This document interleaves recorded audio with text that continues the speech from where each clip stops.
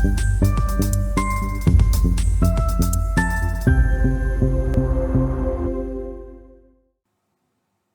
there, my name is Dr. William Bird and this is Chat with the GP, and it's about walking, my very favourite subject.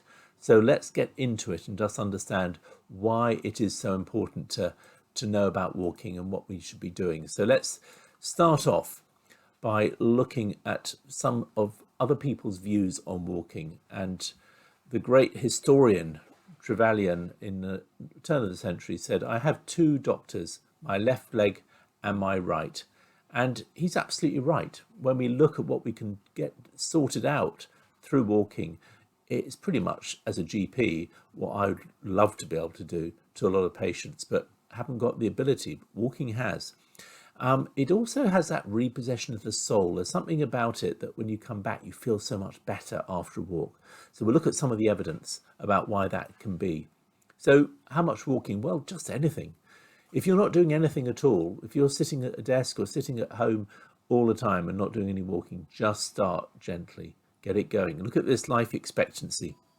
So life expectancy, 1 hour of brisk walking adds nearly 22 months to your life. And then if you go to 2 hours, you add another 9 months on top of that.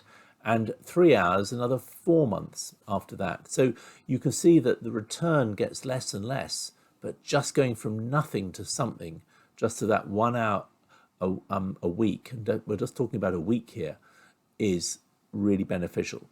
I'd want you to do a bit more than that. So at least 20 minutes a day, if not 30 minutes a day, would be ideal.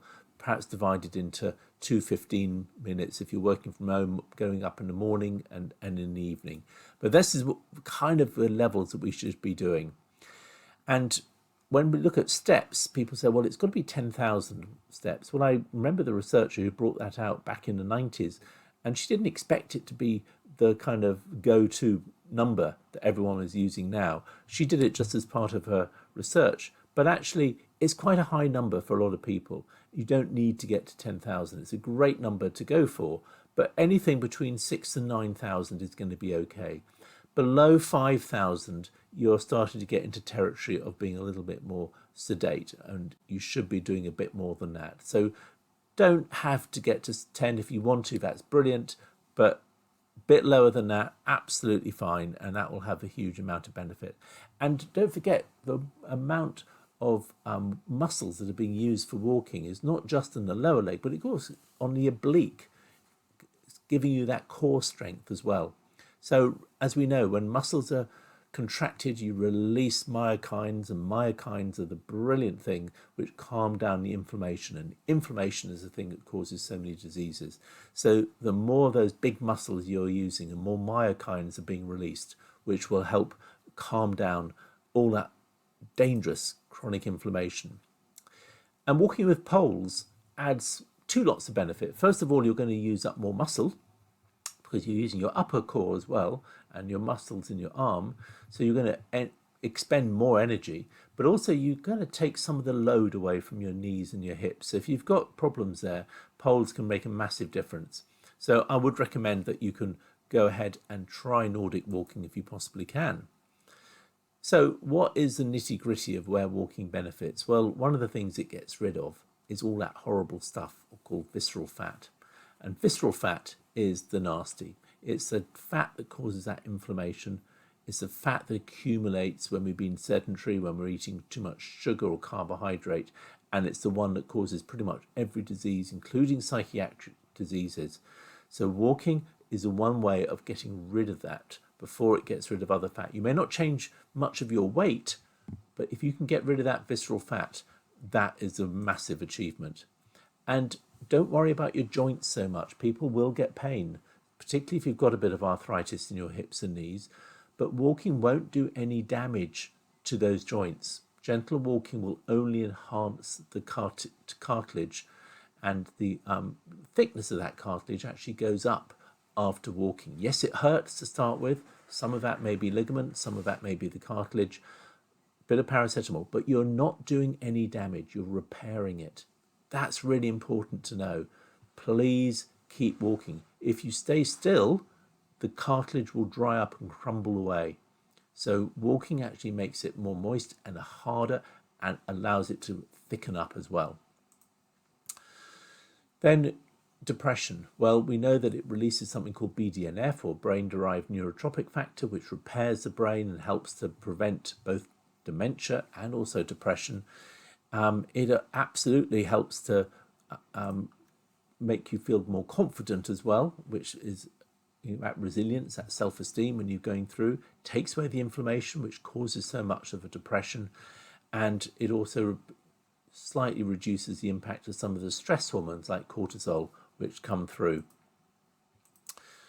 So if you add nature to the walk, in other words, you find a little place where you can go, where you actually perhaps see some greenery or some flowers or listen to some bird singing, that adds a big difference to the brain. The amygdala, which is the part of the brain which does the stress and fear and the negative parts, actually starts to shrink away after a walk of 60 minutes. And that's done with fMRI scans, scanning the brain to realize that after 60 minutes, the amount of blood going to the amygdala actually is reduced significantly. And it starts to change the shape of your brain. Do that more and more times, and you will find that you'll get less and less of that fear and that worry. Not only that, but if you also have that same walk, your hippocampus, which does learning and behavior and moderates your stress, will increase in size. So that's just extraordinary how 60 minutes can make such a difference. And we also know that if you go out and you've had those negative ruminations, they're the kind of ruminations that are, oh, the world is, everything is going wrong, I can't get over some of these big problems in my life, I can't sort things out, and all you kind of ruminate is how negative and bad your life is. And you get into a cycle very quickly, and it's called negative rumination. It's part of the prefrontal cortex that does that. And there's an area where we know that the blood flow is reduced there when you go for a walk. So the negative rumination starts to improve, and that has to be with nature. So 3 parts of the brain we know about change when you go for a walk in nature. And I just find that extraordinary how quickly that happens. And of course, keep repeating that and your brain will change shape because it always goes to where the blood flow is. So your amygdala will get smaller, your hippocampus will get bigger, and that negative rumination part will start to fade away. There are other parts which can cause problems of cancer. So when you are walking, your natural killer cells, which pick up cancer cells and destroy them, that goes up. And there's also hormonal changes that take place to stop feeding the breast cancers and the ovarian cancers. And you can actually find that your bowel moves more when you walk, which actually helps prevent bowel cancer as well. And of course, the chronic inflammation we've just talked about. And finally, the heart. Well, the heart we know is clearly needs physical activity, and there are lots of things. It opens up the arteries, it reduces the fibrinogen, it reduces the risk of getting clots, etc. And the whole disease drops by about 30% just by going for those regular walks. So let's see where we are then. It is the simplest choice you can make to remain healthy. Try and get at least a bit of speed. We didn't talk about that, but try to get 100 steps in a minute. That really is important. That's about 3.1, 3.2 miles an hour, about 5k per hour as well. That is the minimum you should be doing to get some of the benefits for diabetes and stroke particularly, and depression. Any walking is good, but 20 to 30 minutes a day or 5,000 to 9,000 steps is absolutely adequate. Go more if you want to, and that will only do good, but you don't need to always go for those 10,000 steps. Add nature. Try and find a place you can go to. Try and explore new places where you live and see what is around, because you'll be amazed to think even just a lovely tree that changes during the autumn and the spring can be a massive boost to those parts of the brain we looked at. Using poles like Nordic walking can reduce the load on your knees and hips, but also increase upper body strength with the muscles there. And don't forget that when you walk, you're releasing these myokines. They go around the whole body, including the brain, dampening down dangerous inflammation that causes so many diseases and makes you feel more energetic because it's taking the energy away from your immune system back to your brain and making you feel less negative. How amazing is all of that? So I hope that is enough for you to get out there. It's a beautiful day today. Off you go and enjoy it. Thank you very much indeed, and see you next week.